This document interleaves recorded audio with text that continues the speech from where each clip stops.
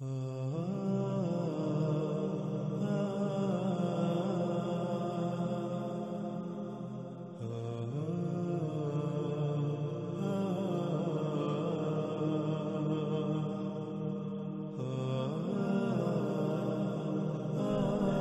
اس وقت سکرین پر جو روایت آپ کو نظر آ رہی ہے، اس روایت میں استعمال ہونے والے الفاظ کو سب سے پہلے جان لیتے ہیں، اس کے بعد روایت کے اوپر تفصیل سے بات کریں گے۔ ان میں پہلا لفظ ہے قبض۔ قبض ناظرین کہتے ہیں روک لینے کو، یعنی کہ مثال کے طور پر ایک سلسلہ چل رہا ہے یا آپ کسی کو کوئی شے دے رہے ہیں تو آپ اس شے کا دینا روک دیں، بند کر دیں، جس وجہ سے دوسرا اس شے سے محروم رہ جائے گا، محروم ہو جائے گا۔ اس طرح اگلا لفظ ہے شاع، جس کے معنی ہے قانون، یعنی جو آپ نے قانون بنا دیا، جو آپ نے قدر میں کر دیا، یعنی جو حساب تاب، جو کیلکولیشن آپ نے کر دی، جو قانون بنا دیا۔ پھر اگلا لفظ ہے احداث، جو کہ جمع کا صیغہ ہے، اس کا بعد ہے حدثہ۔ احداث کے معنی ہیں ایجادات، واقعات، حادثات، جدت، آفات اور مصائب وغیرہ۔ پھر آگے لفظ آتا ہے نزوع، جس کے معنی ہے ایک شے کا دوسری پر سوار ہونا، جیسے جانور، چرند پرند وغیرہ جنسی حاجت پوری کرنے کی غرض سے ایک دوسرے پر سوار ہوتے ہیں۔ کچھ تو اچانک اپنی اگلی ٹانگیں اٹھا کر مادہ پر سوار ہو جاتے ہیں، تو کچھ بھاگتے ہوئے آتے ہیں اور اچانک اپنی اگلی ٹانگیں اٹھا کر مادہ پر سوار ہوتے ہیں، اسے عربی میں نزوع کہا جاتا ہے۔ اگلا لفظ ہے العیر، جس کے معنی ہے قافلہ، سواریوں کا قافلہ۔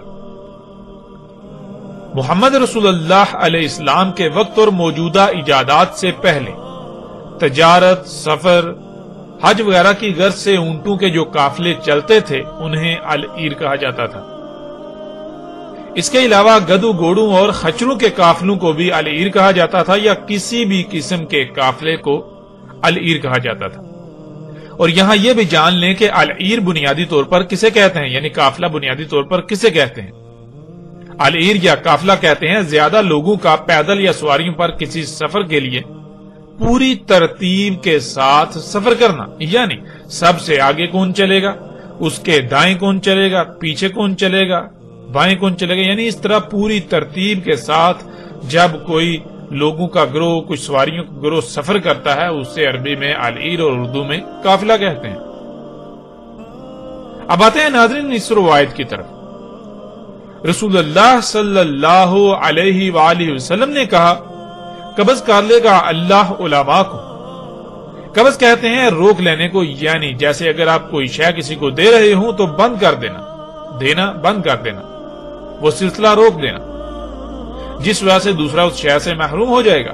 تو رسول اللہ صلی اللہ علیہ وآلہ وسلم نے کہا کہ اللہ علماء کا سلسلہ روک دے گا، علماء کا سلسلہ بند کر دے گا۔ پھر اس سوال کا بھی آگے جواب دے دیا کہ علماء کا سلسلہ اللہ کیسے روکے گا۔ اس کا جواب رسول اللہ علیہ السلام نے یوں دیا، اور قبض کرے گا علم ان سے، یعنی انسانوں پر علم کھلنا روک دیا جائے گا، بس جیسے اس کا قانون ہے۔ جب اللہ علم قبض کر لے گا، یعنی انسانوں پر اللہ کی طرف سے علم کھلنا بند ہو جائے گا، رک جائے گا، تو اللہ کا قانون ہے کہ پھر ایجادات، واقعات، حادثات، جدت، مصائب و آفات ایک دوسرے پر ایسے چڑھیں گے جیسے جانور جنسی حاجت کو پورا کرنے کے لیے ایک دوسرے پر سوار ہوتے ہیں۔ ایجادات، واقعات، حادثات، جدت، آفات و مصائب کے قافلوں پر قافلے چڑھیں گے، قافلوں پر قافلے ہوں گے، جیسے جانور جنسی حاجت پورا کرنے کے لیے ایک دوسرے پر سوار ہوتے ہیں، اس طرح ایجادات کے، واقعات کے، حادثات کے، آفات کے قافلوں پر قافلے اس طرح ایک دوسرے پر چڑھیں گے۔ ناظرین، رسول اللہ صلی اللہ علیہ وآلہ وسلم نے کہا قبض کر لے گا اللہ علماء کو۔ پھر اس سوال کا بھی جواب دے دیا کہ اللہ کیسے علماء کو قبض کرے گا؟ اللہ قبض کر لے گا علم کو، جیسے اس کا قانون ہے۔ ناظرین، روایت میں آگے بڑھنے سے پہلے یہاں یہ بات جان لینا بہت ضروری ہے کہ اللہ کے علم عطا کرنے یا اس کے قبض کرنے کا قانون کیا ہے۔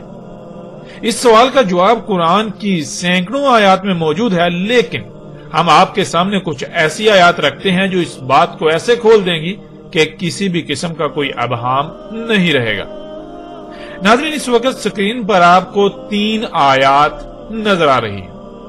ان میں سب سے پہلی آیت ہے سورہ البقرہ کی اور آیت کا نمبر ہے 129۔ دوسری آیت ہے سورہ آل عمران کی اور آیت کا نمبر ہے 164، اور تیسری آیت ہے سورۃ الجمعہ کی اور آیت کا نمبر ہے 2۔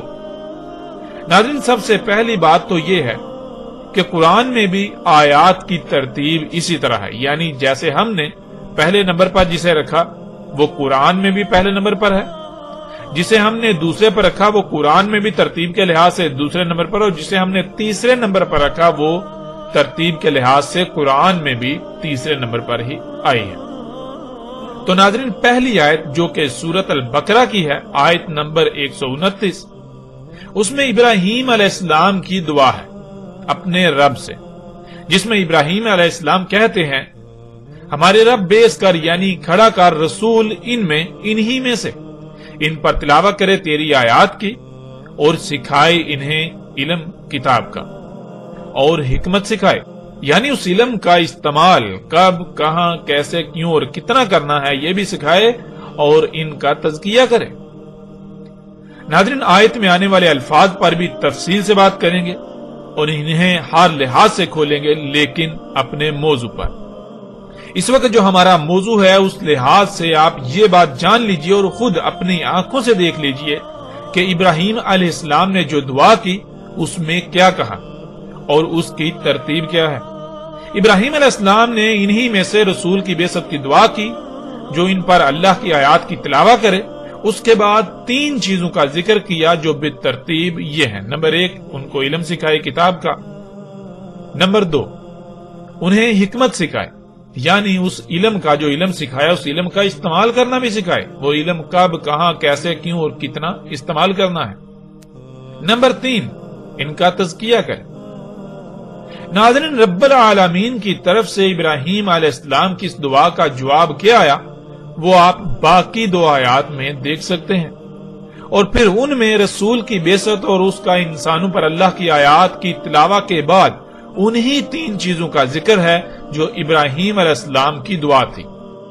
لیکن یہاں یہ بات قابل غور ہے کہ ان آیات میں ان تینوں چیزوں کی ترتیب مختلف ہے، یعنی ترتیب وہ نہیں ہے جو ترتیب ابراہیم علیہ السلام نے بیان کی۔ اللہ سبحانہ وتعالی نے ابراہیم علیہ السلام کی دعا کے جواب میں کہا کہ اس نے رسول بیس کیا انہی میں سے جو ان پر میری آیات کی تلاوت کرتا ہے۔ اس کے بعد ان 3 چیزوں کی ترتیب کو دیکھیں۔ نمبر 1، ان کا تزکیہ۔ نمبر 2، انہیں کتاب کا علم سکھانا۔ نمبر 3، انہیں حکمت سکھانا۔ یعنی ابراہیم علیہ السلام نے ان 3 میں سے پہلے نمبر پر یہ رکھا کہ انہیں علم سکھائے کتاب کا، لیکن اللہ سبحانہ و تعالی نے کتاب کا علم سکھانے کو دوسرے نمبر پر رکھا۔ ابراہیم علیہ السلام نے دوسرے نمبر پر حکمت کو رکھا، لیکن اللہ سبحانہ و تعالی نے حکمت کو تیسرے نمبر پر رکھا، اور ابراہیم علیہ السلام نے تزکیے کو تیسرے نمبر پر رکھا، لیکن اس کے برعکس اللہ سبحانہ و تعالی نے تزکیے کو پہلے نمبر پر رکھا۔ ناظرین، ابراہیم علیہ السلام نے علم سکھانے کو 3 میں پہلے نمبر پر اور تزکیے کو تیسرے اور آخری نمبر پر، لیکن اللہ سبحانہ و تعالی نے تزکیے کو پہلے نمبر پر رکھا اور اس کے بعد دوسرے نمبر پر علم سکھانے کا ذکر کیا اور پھر آخری اور تیسرے نمبر پر حکمت کو رکھا۔ یعنی ان آیات میں یہ بات بالکل واضح ہو جاتی ہے کہ جب تک کسی کا تزکیہ نہیں ہوتا تب تک وہ کتاب کا علم نہیں سیکھ سکتا۔ ایسا ممکن ہی نہیں کہ تزکیے کے بغیر کوئی کتاب کا علم سیکھ سکے۔ اس لیے اللہ سبحانہ و تعالی نے پہلے نمبر پر تزکیے کو رکھا۔ جب تک تزکیہ نہیں ہوتا تب تک کتاب کا علم حاصل ہونا ناممکن ہے، اور تزکیے کے لیے طیب رزق شرط ہے، کیونکہ تزکیہ ہوتا ہی طیبات سے ہے۔ ناظرین، آج دنیا میں شاید ہی کوئی ایسا شخص ہو جسے طیب کا علم ہو کہ لفظ طیب کے معنی کیا ہے اور طیب رزق ہوتا کیا ہے۔ اس موضوع پر آئندہ ایک ساتھ میں تفصیل کے ساتھ بات ہوگی، لیکن یہاں یہ بات واضح ہو جانی چاہیے کہ جب کسی کو طیبات کا ہی علم نہیں، طیبات کا علم ہی نہیں اور وہ خبائث کو اختیار کیے ہوئے ہوگا تو اس کا تزکیہ کیسے ہو سکتا ہے؟ اس کا تزکیہ کیوں کر ہو سکتا ہے؟ اور جب تزکیہ نہیں ہوگا تو پھر ظاہر ہے کتاب کا علم کیسے کھل سکتا ہے؟ کیسے سمجھ آ سکتا ہے؟ کیسے حاصل ہو سکتا ہے کتاب کا علم؟ کتاب کے علم کے لیے تو تزکیہ شرط ہے، جب تزکیہ ہوگا ہی نہیں تو علم حاصل نہیں ہو سکتا، اور جب علم حاصل نہیں ہو سکتا تو پھر حکمت تو علم کے بعد آتی ہے، جب علم ہی حاصل نہیں ہو سکتا تو پھر حکمت بھی حاصل نہیں ہو سکتی۔ ناظرین، یہ ہے اللہ کا قانون، جس قانون سے اللہ علم عطا کرتا ہے یا پھر علم کو قبض کر لیتا ہے۔ اور ناظرین، ظاہر ہے جب رزق کی کوئی اہمیت نہیں رہے گی، لوگوں کو طیب کا علم ہی نہیں ہوگا تو پھر ان پر کتاب کا علم کیسے کھل سکتا ہے؟ جب علم نہیں کھلے گا تو ظاہر ہے پھر جہالت غالب آئے گی اور ہر سو ہر طرف جہالت پھیل جائے گی۔ جب جہالت غالب آتی ہے، جہالت پھیل جاتی ہے تو پھر انسان اپنی خواہشات کی اتباع کرتے ہیں اور اپنی خواہشات کو ہی دین کا نام دے لیا جاتا ہے۔ وہ اپنی خواہشات کے خلاف ایک لفظ بھی سننے کو تیار نہیں ہوتے اور نہ ہی برداشت کرتے ہیں۔ یوں پھر وہ اپنی خواہشات کی اتباع میں دن بدن آگے بڑھتے چلتے جاتے ہیں اور اس مقام پر پہنچ جاتے ہیں جہاں سے واپسی ناممکن ہو جاتی ہے۔ ناظرین، یہی محمد علیہ السلام نے کہا تھا کہ اللہ علم کو قبض کرے گا، جیسے اس کا قانون ہے جب علم قبض ہو جائے گا تو جہالت غالب آ جائے گی، دنیا میں جہالت پھیل جائے گی۔ جب جہالت غالب آ جائے گی، جہالت پوری دنیا میں پھیل جائے گی تو لوگ اپنی خواہشات کی اتباع کریں گے۔ انہیں علم ہی نہیں ہوگا کہ دنیا میں آنے کا مقصد کیا ہے۔ جو ان کی خواہشات ہوں گی وہ اسی کے پیچھے بھاگیں گے، انہیں کی اتباع کریں گے، انہیں کو پورا کریں گے۔ جب لوگ اپنی خواہشات کی اتباع کریں گے تو ایجادات ہوں گی۔ اللہ نے یہ قانون میں کر دیا تو پھر کیا ہوگا؟ تو پھر ایجادات ہوں گی، واقعات ہوں گے، حادثات ہوں گے، جدت آئے گی، آفات و مصائب ہوں گے، ایسے کہ ایک دوسرے پر چڑھیں گے، قافلوں پر قافلے چڑھیں گے۔ یعنی ایجادات ایسے ہوں گی جو ایک دوسرے پر چڑھیں گی، واقعات ایسے ہوں گے جو ایک دوسرے پر چڑھیں گے، حادثات ایسے ہوں گے جو ایک دوسرے پر چڑھیں گے، آفات ایسی ہوں گی جو ایک دوسرے پر چڑھیں گی۔ ایسے ہی ایجادات کے قافلوں پر قافلے چڑھیں گے، جیسے جانور جنسی حاجت پورا کرنے کے لیے ایک دوسرے پر چڑھتے ہیں، ایک دوسرے پر سوار ہوتے ہیں۔ حادثات و واقعات کے قافلوں کے قافلے ایک دوسرے پر ایسے چڑھیں گے جیسے جانور یا جاندار جنسی حاجت کو پورا کرنے کے لیے ایک دوسرے پر سوار ہوتے ہیں۔ یعنی جیسے گدھا، گھوڑا یا باقی جانور دوڑتے ہوئے آتے ہیں اور جنسی حاجت کو پورا کرنے کے لیے اچانک مادہ پر سوار ہو جاتے ہیں، یا جیسے جنسی حاجت پوری کرنے کے لیے ایک دوسرے پر چڑھتے ہیں، بالکل ایسے ہی ایجادات، حادثات، واقعات و مصائب ایک دوسرے پر ایسے ہی چڑھیں گے۔ اور ناظرین غور کریں، کیا آج یہ سب نہیں ہو رہا؟ کیا آج آپ پوری دنیا میں یہ سب ہوتا ہوا نہیں دیکھ رہے؟ محمد رسول اللہ علیہ السلام نے کہا، ایجادات، واقعات، حادثات، جدت، آفات و مصائب وغیرہ ایک دوسرے پر اس طرح چڑھیں گے جیسے جانور جنسی حاجت کو پورا کرنے کے لیے ایک دوسرے پر سوار ہوتے ہیں۔ تو ناظرین، آپ سکرین پر دیکھ رہے ہیں محمد رسول اللہ علیہ السلام کے الفاظ کے عین مطابق آج طرح طرح کی ایجادات، آفات، مصائب، حادثات ایسے وقوع پذیر ہو رہے ہیں گویا کہ وہ ایک دوسرے پر چڑھ رہے ہیں، اور ایجادات ایک دوسرے پر بالکل ایسے ہی سوار ہیں جیسے جانور جنسی حاجت کو پورا کرنے کے لیے ایک دوسرے پر سوار ہوتے ہیں۔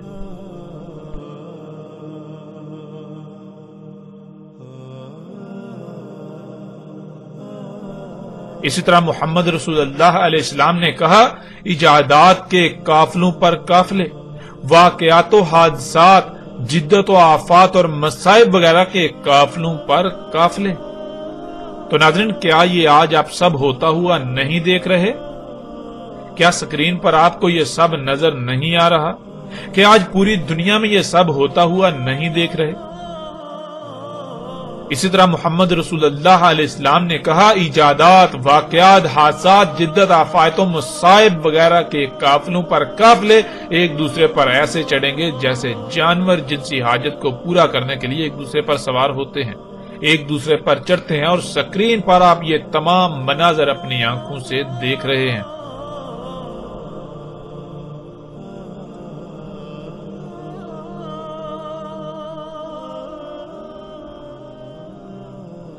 تو ناظرین بڑھتے ہیں اگلی روایت کی طرف۔ رسول اللہ علیہ السلام نے کہا دابا نکلے گا دشوار گزار گھاٹیوں، پہاڑی رستوں، گھنے جنگلات والے پہاڑی سلسلوں، گھاٹیوں، کھائیوں، بلند و بانگ پہاڑوں کے درمیان دریاؤں، سرنگوں، مشکل ترین اور کٹھن ترین رستوں، علاقوں وغیرہ سے۔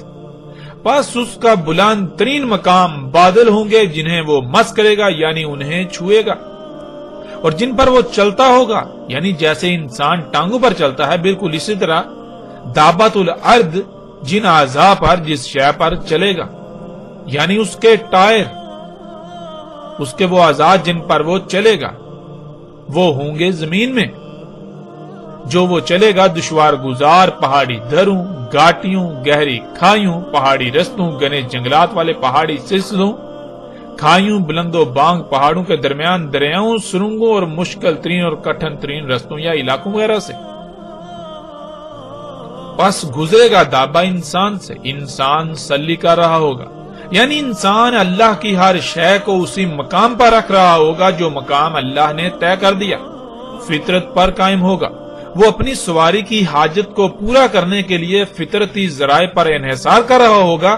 پس دابا جب گزرے گا تو کہے گا تو جو صلات کر رہا ہے یعنی تو جو اپنی سواری کی حاجت کو پورا کرنے کے لیے فطرت پر انحصار کر رہا ہے، یہ فطرتی ذرائع تیری اس حاجت کو کیسے پورا کر سکتے ہیں؟ اس لیے اپنی سفری حاجت کو پورا کرنے کے لیے فطرت کو چھوڑ کر مجھے اختیار کر، پس اس کے منہ پر ماسک چڑھا دے گا۔ ناظرین یہ ایک ایسی روایت ہے جو نہ صرف دہلا دینے والی ہے بلکہ رونگٹے کھڑے کر دینے والی ہے۔ محمد رسول اللہ علیہ السلام نے آج سے 14 صدیاں قبل موجودہ سواری کے ذرائع جو غیر فطرتی ہیں، گاڑیاں، ٹرینیں، سمندری اور ہوائی جہاز وغیرہ، ان سب کے بارے میں کس قدر کھول کھول کر بتا دیا تھا آج سے 14 صدیاں پہلے، اس وقت جب ان اشیاء کے بارے میں تصور کرنا بھی ناممکن تھا، تصور کرنا بھی محال تھا۔ اور ناظرین ایسا صرف اور صرف اللہ کا بھیجا ہوا یعنی اللہ کا رسول ہی کر سکتا ہے، اس کے علاوہ اور کوئی نہیں کر سکتا۔ تو ناظرین وہ لوگ جو آج محمد علیہ السلام کی ذات کو نشانہ بنا رہے ہیں ان کے لیے بھی یہ دندان شکن جواب ہے کہ دیکھو اگر محمد علیہ السلام اللہ کے رسول نہیں تھے تو پھر انہوں نے یہ سب اس وقت کیسے بتا دیا تھا؟ اگر سچے ہو تو آؤ جواب دو۔ لیکن ایسے لوگ حق کا مقابلہ کیسے کر سکتے ہیں؟ حق آ جائے اور باطل حق کے سامنے ٹھہر سکے یہ تو ممکن ہی نہیں، لہذا باطل حق کا مقابلہ کیسے کر سکتا ہے؟ تو ناظرین رسول اللہ علیہ السلام نے کہا دابا نکلے گا دشوار گزار گھاٹیوں، پہاڑی رستوں، گھنے جنگلات والے پہاڑی سلسلوں، گہری گھاٹیوں، گہری کھائیوں، بلند و بانگ پہاڑوں کے درمیان دریاؤں، سرنگوں، مشکل ترین اور کٹھن ترین رستوں اور علاقوں وغیرہ سے۔ تو ناظرین کیا آج آپ اپنی آنکھوں سے ایسی سواریاں نہیں دیکھ رہے جو ان علاقوں میں، ایسے خطوں میں، ایسی جگہوں میں سفر کرتی ہیں؟ نہ صرف دیکھ رہے ہیں بلکہ آج ہر کوئی ایسی سواریوں کو استعمال کر رہا ہے جو ایسے رستوں میں انتہائی پرسکون، آرام دہ اور تیز رفتاری سے سفر کرتی ہیں۔ آج انسان ان سواریوں کو آسائشوں، سہولتوں یا ترقی کا نام دیتے ہیں، لیکن اللہ سبحانہ وتعالی اور اس کے رسول محمد علیہ السلام نے اسے دابۃ الارض قرار دیا۔ وہ دابا جو زمین میں فساد عظیم کا سبب بن رہا ہے، وہ دابا جو اسات کے اشارات میں سے ایک شرط یعنی جن وجوہات کی بنا پر اسات آئے گی، زمین پر عظیم تباہی آئے گی جو تمام انسانوں کو صفحہ ہستی سے مٹا دے گی، ان میں سے ایک بنیادی وجہ ہے وہی دابا جو اللہ کے قول واقع ہونے پر نکلنا تھا، سامنے آنا تھا، جس کی وجہ سے آسمان یعنی وہ فضا جس میں آپ سانس لیتے ہیں اس نے طرح طرح کی دخان یعنی گیسوں سے بھر جانا تھا، اور وہ دخان ان عذاب علیم کی شکل اختیار کرنا تھا، جیسے کہ آج یہ سب آپ اپنی آنکھوں سے ہوتا ہوا دیکھ رہے ہیں۔ اس دابا یعنی ان جدید سواریوں کی وجہ سے آسمان طرح طرح کی زہریلی گیسوں سے بھر چکا، جس وجہ سے پوری دنیا طرح طرح کی تباہیوں کی لپیٹ میں ہے۔ انسانوں سمیت مختلف جانداروں کو طرح طرح کی بیماریوں، تکالیف اور اموات کا سامنا کرنا پڑ رہا ہے۔ زلزلے آ رہے ہیں جو دن بدن بڑھتے ہی چلے جا رہے ہیں۔ سیلاب، طوفان اور آندیاں آ رہی ہیں۔ ان کے علاوہ کون سی ایسی تباہیاں نہیں ہیں جن کا آج انسانوں کو سامنا نہیں کرنا پڑا، اور یہ سب کس وجہ سے؟ ناظرین ذرا غور تو کریں۔ اور رسول اللہ علیہ السلام نے کہا اس کا راس یعنی اس کی چوٹی، اس کا بلند ترین مقام بادل ہوں گے، بادلوں کو مس کرے گا، انہیں چھوئے گا۔ اور ناظرین یہ بھی آج آپ اپنی آنکھوں سے ہوتا ہوا دیکھ رہے ہیں، نہ صرف دیکھ رہے ہیں بلکہ جب آپ اسی دابا یعنی ہوائی جہاز میں سوار ہوتے ہیں تو اس سارے منظرنامے سے خود بھی گزرتے ہیں اس دابا کے ساتھ۔ یعنی یہی دابۃ الارض جو جہازوں کی صورت میں آج موجود ہے، وہ بادلوں کو پہنچتا ہے، انہیں چھوتا ہے، یہاں تک کہ بادلوں کو چیرتا ہوا ان سے اوپر نکل جاتا ہے۔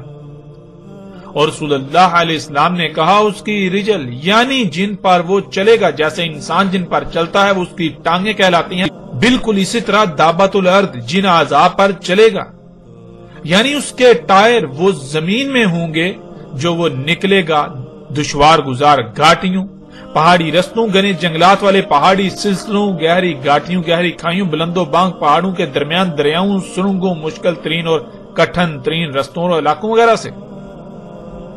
ناظرین یہی دابا زمین پر اپنی رجل یعنی ٹائروں پر چلتا ہے تو اس کے ٹائر زمین پر ہوتے ہیں، جیسا کہ طرح طرح کی گاڑیاں ہیں جو ایسے علاقوں سے اپنے ٹائروں پر سفر کرتے ہوئے نکلتی ہیں، چلتی ہوئی نکلتی ہیں، اور یہ سب آج آپ اپنی آنکھوں سے دیکھ رہے ہیں، اور سکرین پر بھی آپ یہ سب مناظر اپنی آنکھوں سے دیکھ رہے ہیں۔ پھر ناظرین رسول اللہ علیہ السلام نے کہا پس گزرے گا انسان سلی کر رہا ہوگا، یعنی انسان اللہ کی ہر شے کو اسی مقام پر رکھ رہا ہوگا جو مقام اللہ نے طے کر دیا، فطرت پر قائم ہوگا۔ وہ اپنی سواری کی حاجت کو پورا کرنے کے لیے فطرتی ذرائع پر انحصار کر رہا ہوگا، پس دابا کہے گا جو تو صلاح کر رہا ہے، یعنی تو جو اپنی سواری کی حاجت کو پورا کر رہا ہے، تو جو اپنی سواری کی حاجت کو پورا کرنے کے لیے فطرت پر انحصار کر رہا ہے، یہ فطرتی ذرائع تیری اس حاجت کو پورا کیسے کر سکتے ہیں؟ اس لیے اپنی سفری حاجت کو پورا کرنے کے لیے فطرت کو چھوڑ کر مجھے اختیار کر، پس اس کے منہ پر ماسک چڑھا دے گا۔ یعنی ناظرین رسول اللہ علیہ السلام نے بالکل واضح یہ کہا کہ جب تک یہ سواریاں نہیں نکلیں گی تب تک انسان اپنی سواری کی حاجت کو پورا کرنے کے لیے فطرتی ذرائع پر انحصار کریں گے۔ یعنی انسان اپنی سفری حاجت کو پورا کرنے کے لیے گدھے، گھوڑے، اونٹوں اور خچروں پر انحصار کر رہے ہوں گے، لیکن جب یہ دابا نکل آئے گا، دابۃ الارض آ جائے گا، جب یہ وجود میں آ جائے گا تو لوگ چاہتے یا نہ چاہتے ہوئے بھی اسے استعمال کرنے پر مجبور ہو جائیں گے، کیونکہ انسانوں کو نظر آ رہا ہوگا کہ ان جدید سواری کے ذرائع کی موجودگی میں ان کی سواری کی حاجت کو فطرتی ذرائع یعنی گدھے، گھوڑے، اونٹ اور خچر وغیرہ پورا نہیں کر سکتے۔ وہ اس تیز رفتار ترین دور میں ان سست رفتار فطرتی ذرائع سے اپنی اس حاجت کو پورا نہیں کر سکتے۔ یوں تمام انسان اپنی اس حاجت کو پورا کرنے کے لیے دابۃ الارض پر انحصار کریں گے، جس کا نتیجہ یہ نکلے گا کہ پوری دنیا کی فضا دابۃ الارض سے خارج ہونے والی زہریلی گیسوں سے بھر جائے گی۔ اب ناظرین آپ خود غور کریں، کیا یہ سب آج نہیں ہو چکا؟ کیا آپ کو یہ سب ہوتا ہوا نظر نہیں آ رہا؟ کیا محمد رسول اللہ علیہ السلام کا آج کے بارے میں کہا ہوا ایک ایک لفظ سچا ثابت نہیں ہو رہا، سچا ثابت نہیں ہو چکا؟ محمد علیہ السلام نے اس قدر کھول کھول کر دابۃ الارض کی وضاحت کر دی کہ اندھوں کو بھی نظر آ جاتا، مگر محمد علیہ السلام کی اس قدر وضاحت کے باوجود کوئی ایک بھی شخص آج ایسا نظر نہیں آتا جسے دابۃ الارض آج سے پہلے نظر آیا ہو۔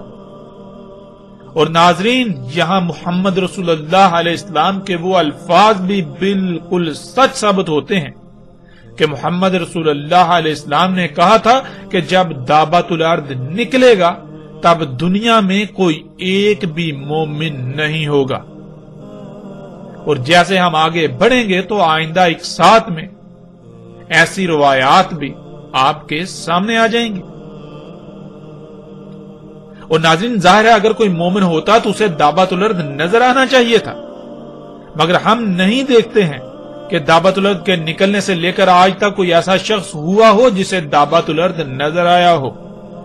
زبان سے مومن ہونے کے دعوے دار تو کروڑوں ہیں، لیکن حیرانی والی بات تو یہ ہے کہ ان مومنوں کو دابت الارض نظر ہی نہ آیا۔ انہیں اس کے برعکس آسائشیں، سہولتیں، آسانیاں نظر آتی رہیں اور آج بھی نظر آ رہی ہیں۔ تو ناظرین اب آپ سے سوال ہے کہ کیا اب بھی دابت الارض کے بارے میں کوئی شک و شبہ رہ چکا؟ کیا دابت الارض کی کھل کر وضاحت نہیں ہو چکی؟ اور پھر ناظرین ان لوگوں سے سوال ہے جو یہ کہتے ہیں کہ ایک جانور نکلے گا، یعنی دابت الارض کو انہوں نے ایک جانور بنا دیا، وہ نکلے گا اور لوگوں سے باتیں کرے گا۔ تو ان سے سوال ہے کیا تمہارا وہ جانور، اس میں یہ تمام تر صلاحیتیں موجود ہوں گی جو محمد رسول اللہ علیہ السلام نے کہہ دیا تھا؟ اور پھر مرزا غلام احمد قادیانی کے پیروکاروں سے بھی سوال ہے کہ کیا جسے مرزا غلام احمد قادیانی نے دابت الارض کہا، کیا اس پر یہ تمام کے تمام الفاظ پورے اترتے ہیں؟ ناظرین مرزا غلام احمد قادیانی کے تمام پیروکاروں کو چیلنج ہے، ان کو چیلنج ہے کہ وہ مرزا غلام احمد قادیانی کو سچا ثابت کر کے دکھائیں۔ محمد رسول اللہ علیہ السلام نے تو کہا تھا کہ جب دابت الارض نکلے گا اس وقت زمین میں کوئی ایک بھی مومن نہیں ہوگا۔ ظاہر ہے اگر مومن ہو تو اسے دابت الارض نظر آ جاتا نا۔ اب ناظرین جب مرزا غلام احمد قادیانی کو دابت الارض ہی نظر نہیں آیا تو وہ رسول، مہدی اور مثل عیسیٰ یا عیسیٰ تو بعد کی بات ہے، وہ تو مومن ہی نہیں، وہ تو مومن ہی ثابت نہیں ہوتا۔ اتنا بڑا دعوے دار یعنی رسول ہونے کا دعوے دار، اور حیران کن طور پر کیسا رسول ہے کہ اسے دابت الارض ہی نظر نہ آیا؟ ہے نا حیرانگی والی بات؟ اور قادیانیوں کو چیلنج ہے، قادیانیوں کو بار بار حق کی طرف دعوت دی جاتی ہے کہ اپنی آنکھیں کھول لیں۔ اگر وہ حق کے دعوے دار ہیں تو انہیں اپنی آنکھیں کھولنا ہوں گی، ورنہ اگر اس قدر حق واضح ہونے کے باوجود انہیں حق نظر نہیں آتا تو قادیانی جان لیں کہ دنیا میں وہ بدترین مشرک اور کافر ہیں۔ ہاں دنیا میں وہ اپنے آپ کو جتنی چاہے جھوٹی تسلیاں دیتے رہیں، لیکن اللہ کے قانون میں وہ بدترین مشرک ہیں، بدترین مشرک۔ ناظرین اب بڑھتے ہیں اگلی روایت کی طرف۔ رسول اللہ علیہ السلام نے کہا نکلے گا دابا دشوار گزار گھاٹیوں، پہاڑی رستوں، گنے جنگلات والے پہاڑی سلسلوں، گھاٹیوں، کھائیوں، بلند و بانگ پہاڑوں کے درمیان سرنگوں، دریاؤں، مشکل ترین اور کٹھن ترین رستوں اور علاقوں وغیرہ سے، ساتھ عالی شان پرسکون آرام دہ تیز رفتار سواریوں سے۔ پس وہ چھوئے گا بادلوں کو اور جن پر وہ چلتا ہوگا، یعنی جیسے انسان ٹانگوں پر چلتا ہے بالکل ایسے ہی جن پر وہ چلتا ہوگا یعنی اس کے ٹائر، وہ ہوں گے زمین میں جو وہ نکلے گا دشوار گزار پہاڑی دروں، گھاٹیوں، گہری کھائیوں وغیرہ سے۔ اس طرح ناظرین اگلی روایت، رسول اللہ علیہ السلام نے کہا نکلے گا دابا دشوار گزار گھاٹیوں، پہاڑی رستوں، گنے جنگلات والے پہاڑی سلسلوں، گھاٹیوں، گہری کھائیوں، بلند و بانگ پہاڑوں کے درمیان دریاؤں، جھیلوں، سرنگوں، مشکل ترین اور کٹھن ترین رستوں، علاقوں وغیرہ سے۔ پس اس کا بلند ترین مقام بادل ہوں گے جنہیں وہ مس کرے گا یعنی انہیں چھوئے گا، اور جن پر وہ چلتا ہوگا یعنی جیسے انسان ٹانگوں پر چلتا ہے بالکل ایسے ہی جن اعضاء پر وہ چلتا ہوگا یعنی اس کے ٹائر، وہ زمین میں ہوں گے جو وہ نکلے گا دشوار گزار پہاڑی دروں، گھاٹیوں، گہری کھائیوں وغیرہ سے۔ پس گزرے گا انسان سلی کر رہا ہوگا یعنی انسان اللہ کی ہر شے کو اسی مقام پر رکھ رہا ہوگا جو مقام اللہ نے طے کر دیا۔ فطرت پر قائم ہوگا، وہ اپنی سواری کی حاجت کو پورا کرنے کے لیے فطرتی ذرائع پر انحصار کر رہا ہوگا، پس دابا کہے گا جو تو صلاح کر رہا ہے، یعنی تو اپنی سواری کی حاجت کو پورا کرنے کے لیے فطرت پر انحصار کر رہا ہے، یہ فطرتی ذرائع تیری اس حاجت کو کیسے پورا کر سکتے ہیں؟ اس لیے اپنی سفری حاجت کو پورا کرنے کے لیے فطرت کو چھوڑ کر مجھے اختیار کر، مجھ پر انحصار کر، ورنہ اگر اس کے باوجود تو فطرت پر انحصار کرنے کی بجائے انہی یعنی اپنی سواری کی حاجت کو پورا کرنے کے لیے فطرتی ذرائع پر ہی انحصار کرتا ہے، تو پھر دو ہی صورتیں ہیں، یا تو یہ کہ اس کے ساتھ پناہ لی جائے، یعنی فطرتی ذرائع پر انحصار کر کے اللہ کے ساتھ شرک اور اس کا کفر کرنے سے بچا جائے، اللہ کے علاوہ کسی اور کو رب بنانے سے بچا جائے، یا پھر دوغلاپن، منافقت اور محض دکھاوا ہے، پس اس کے منہ پر ماسک چڑھا دے گا۔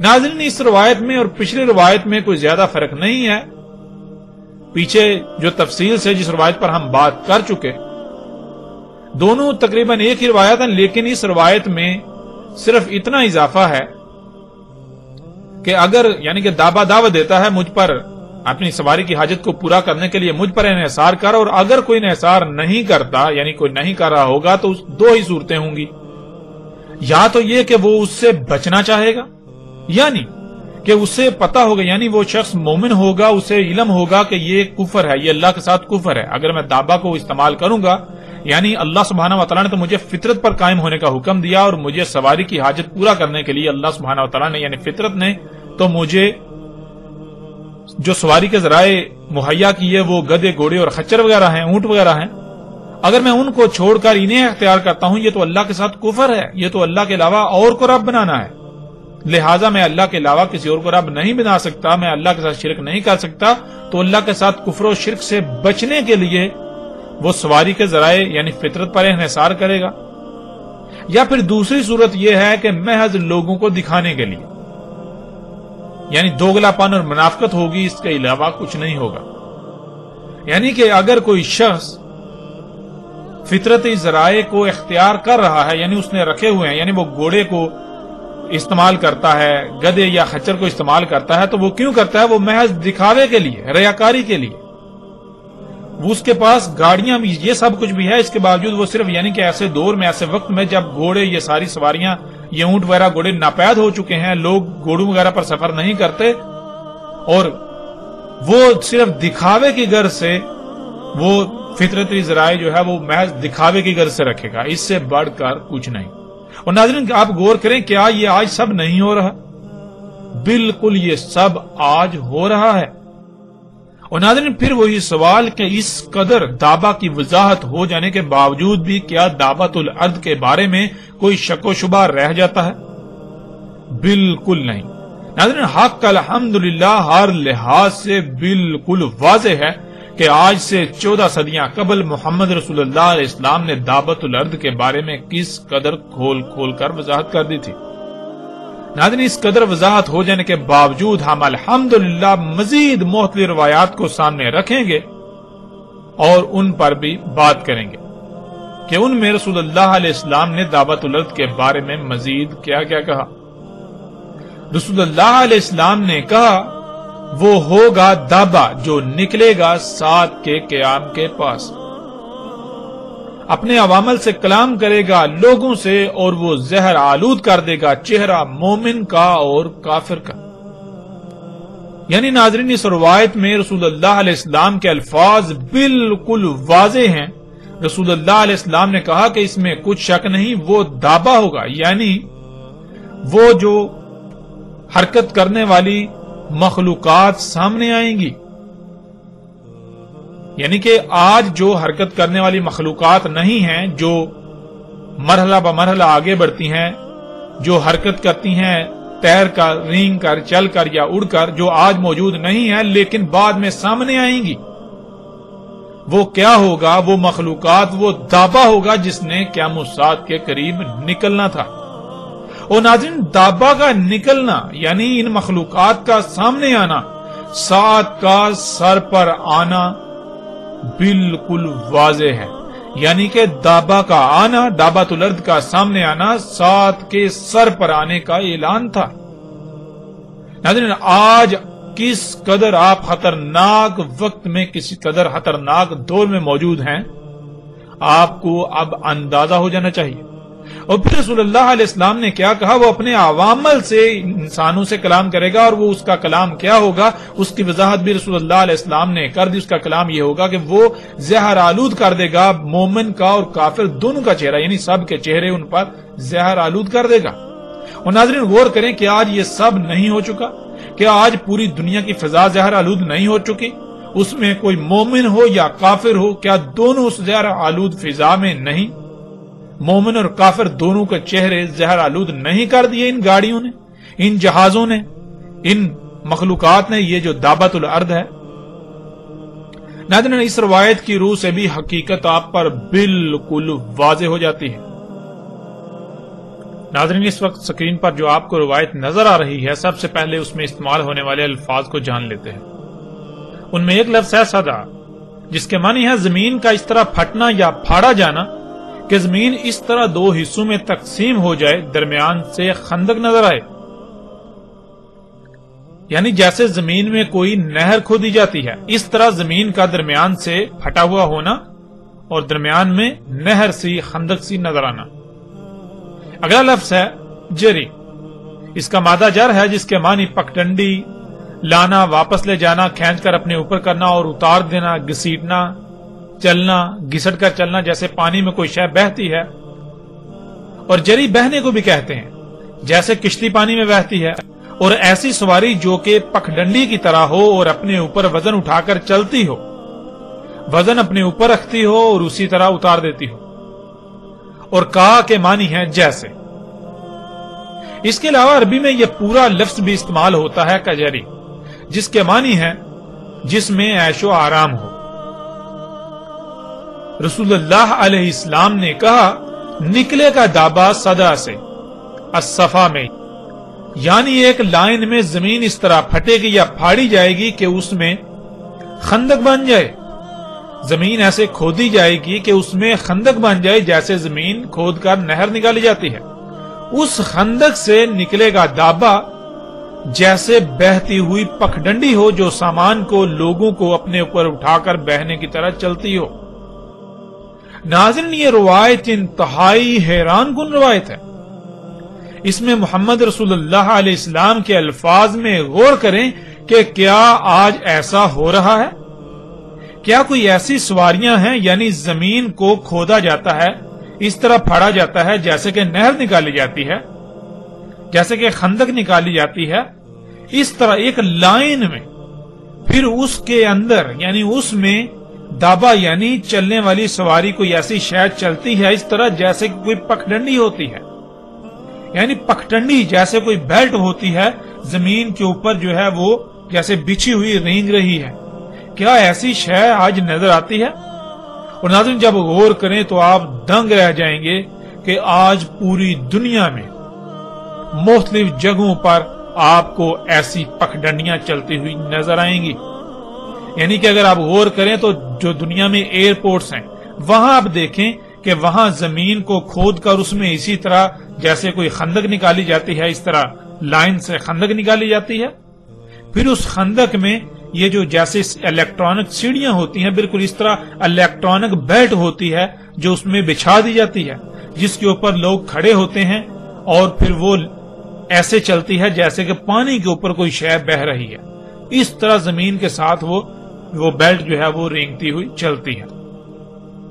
ناظرین غور کریں کہ رسول اللہ علیہ السلام نے آج سے 14 صدیاں قبل اس شے کے بارے میں بھی کتنے حیران کن الفاظ استعمال کیے، اور سکرین پر یہ مناظر آپ اپنی آنکھوں سے دیکھ رہے ہیں۔ ناظرین غور کریں کہ پگڈنڈی اگر اس طرح چلے کہ زمین پر پانی پر تیرنے کی طرح گھسٹ کر چل رہی ہو تو کیسا نقشہ سامنے آتا ہے؟ اگر آپ یہ نہیں جانتے کہ پگڈنڈی کسے کہتے ہیں تو اس وقت سکرین پر نظر آنے والی تصاویر پگڈنڈی کی ہیں، انہیں غور سے دیکھیں اور پھر تصور کریں کہ پگڈنڈی کی طرح کی سواری ہو، گویا کہ پگڈنڈی زمین پر گھسٹ کر اس طرح چل رہی ہو کہ لوگوں کو اپنے اوپر اٹھا لیتی ہے اور آگے چل کر اتار دیتی ہے۔ اور اب آپ سکرین پر ان مناظر کو بھی دیکھیں. آپ کو سکرین پر رسول اللہ علیہ السلام کے الفاظ کے عین مطابق یہی نظر آ رہا ہے کہ گویا پگڈنڈی پانی پر تیرنے کی طرح زمین پر گھسٹ کر چل رہی ہے. ناظرین، یہ سواری آج دنیا کے مختلف ہوائی اڈوں، ٹرین اسٹیشنوں، بس اڈوں سمیت شاپنگ مالز میں آپ کو نظر آئے گی. روایت میں صدع کی عین کے نیچے 2 زیریں ہیں جس سے صدعین جمع کا صیغہ بن جاتا ہے. یعنی دنیا میں بہت سی جگہوں پر زمین کو ایک لائن میں ایسے کھودا جائے گا کہ خندق بن جائے اور اس خندق میں یہ پگڈنڈی نماز سواری یعنی دابہ چلے گا. اور ناظرین، حیران کن طور پر آپ یہ مناظر آج اپنی آنکھوں سے دیکھ رہے ہیں.